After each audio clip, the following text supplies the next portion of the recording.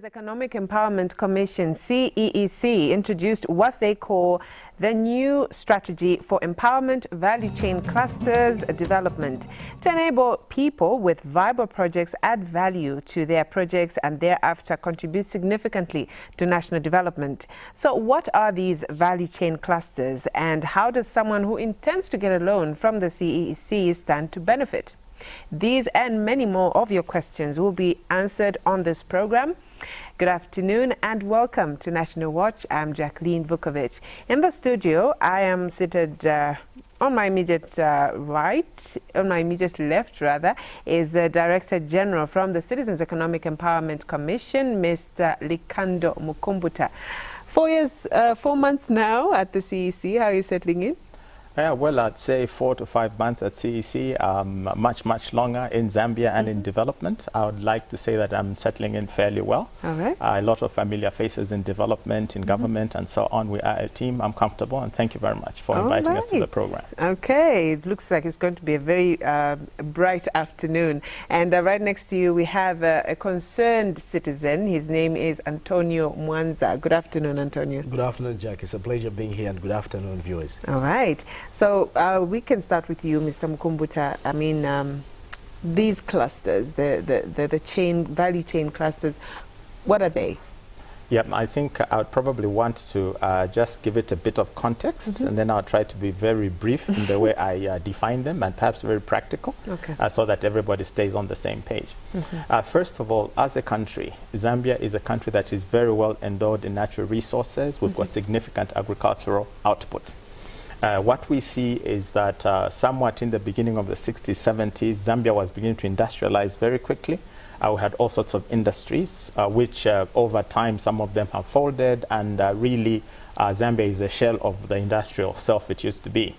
What we are saying now is that we'd like to pursue a course of development that recognizes that Zambia has got inherent comparative strengths in terms of the economy.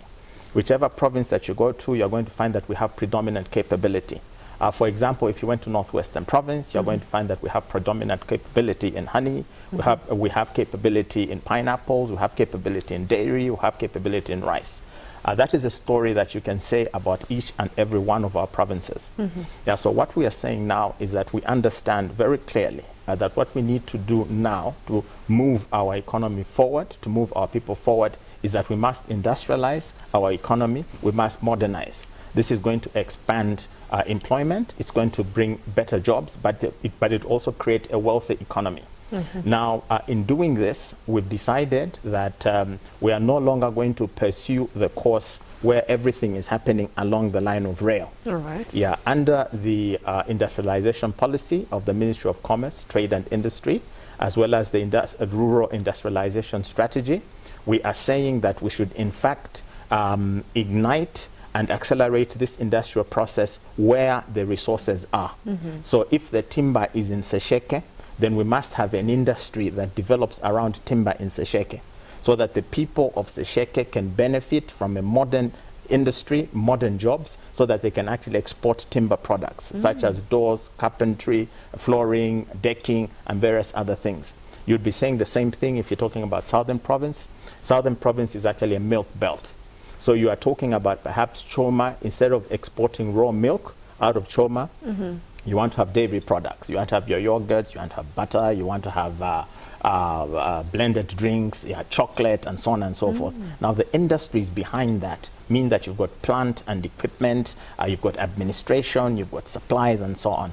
So we want to develop these chains so that if you want to imagine Kabwe as being a small industrial town, we want the Zambian people to be able to see Zambia developing in such a way that out of Chiengi, out of Kaoma, out of Katete, you can actually have industrial towns developing like Kabwe in the next 15 to 20 years. Now, to start this process, what we've done is that the Ministry of Commerce has taken the lead in identifying 5 key products that each and every one of the provinces produces. And we say that, okay, these are going to be the priority areas for the medium to long term, where the government is going to make sure that there's going to be sufficient investment as to be able for us to actually develop industries out of those products. So out of those 5, we're then saying that we're going to actually take this development down to the district level. So each and every district does have these competencies. So if, for example, you are saying that that, let's say, Monze is very strong in beef, or we take Namwala, which has predominant capability in beef, then we should be able to develop a beef industry that is going to result into, apart from meat products, you're also talking about going right into things such as leather, and going right through to handbags and other leather products coming out of Namwala. So then Namwala becomes that type of a district. Now, when we talk about the value chains, essentially we're talking about the companies and the players and the activities in a particular industry. Like, for example, if we're talking about beef, like I said, then the value chain is going to consist of all those farmers that keep cattle, they grow their cattle, coming up to everybody that is fattening cattle, that is doing artificial insemination, that may be doing animal disease control, that is involved in processing hides to come up with leather products, that is involved with everything to do with beef, then that would be the value chain. Okay, so that's what constitutes the clusters? No.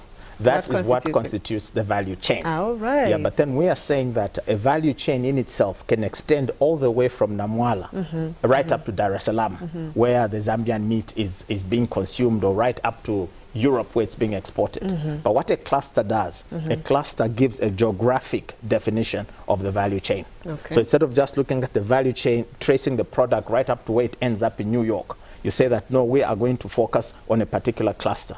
Okay. Now, we have said that these clusters are going to be district-based. So if you're talking about, for example, a fish value chain in Siavonga, then you can actually say that we're going to develop the industry to create a Siavonga cluster, so that the boundaries for the value chain that you're talking about will be confined within Siavonga. And then you compress the support in such a way that you ensure that you're supporting whoever it is that wants to go into hatchery in order to produce the fingerlings, whoever it is that wants to go into ice, producing ice, the blast freezing, those that want to do fillet fishing, canning of fish, doing cage fishing, and so on. You confine all that in Siavonga, so that the output of Siavonga is value-added fish products. Right. Yes. And then I like the aspect of value addition. Now, how feasible are these same value chains? Yeah, that's a very, very good question. What we have done is that we have essentially said that if you did value chain initiatives, as they call them in science, you'd be doing these huge initiatives that would cost so much money. But we've been innovative to say that we're going to actually compress them.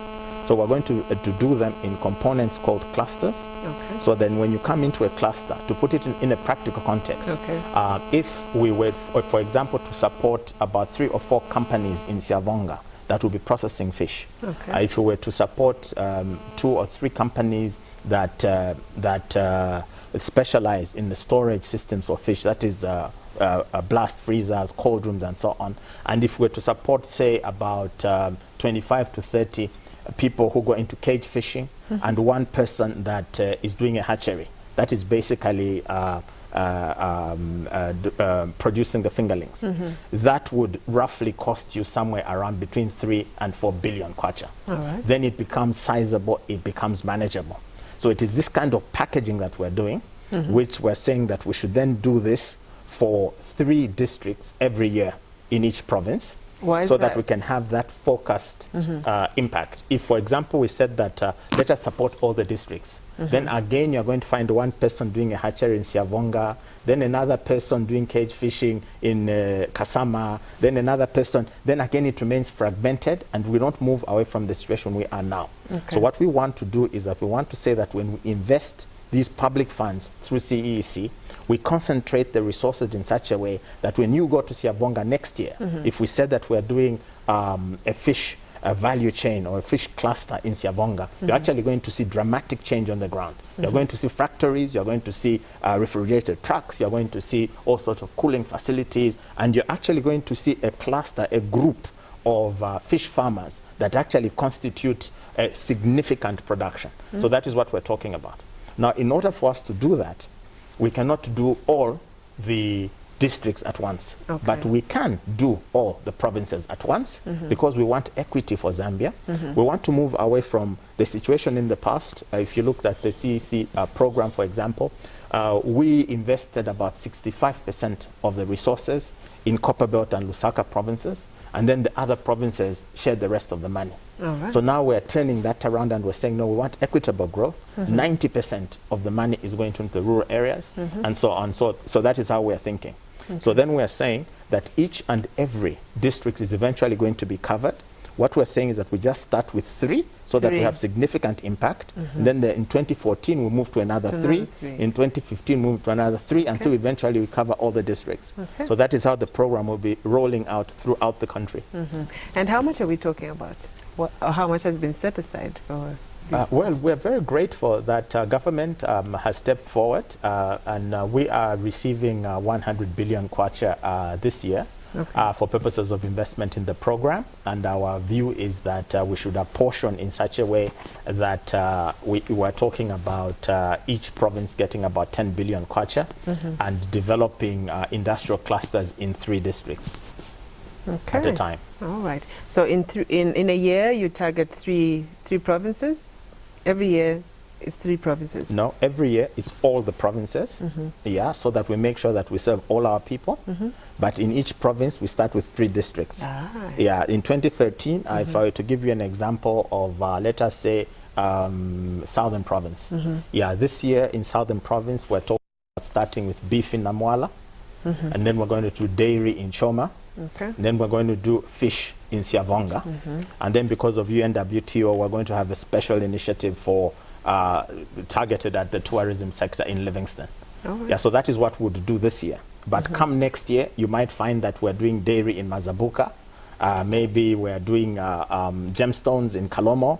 And then maybe, you know, so we'll move with every year we add another 3 and we'll be consulting. We start our consultation in October for 2014. And through that consultative process and the analysis, we select the next 3 and we move on. All right. Now, Antonio, with what the director has just said, what are your thoughts on that? Well articulated. I love the vision that the director and the CEEC have come with, but I'm a practical man, so we're going to look at the practical things, and the way to look at these things is also to not run away from our immediate past, how the CEEC was operating and why it has reached where we are.